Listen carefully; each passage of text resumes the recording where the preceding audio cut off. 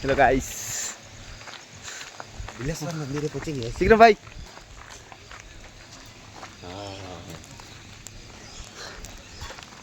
બિલેશ્વર મંદિર એ છે.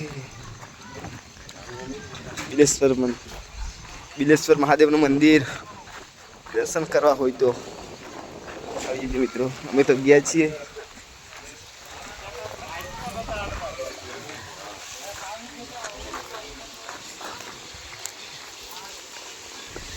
Guys, this is water.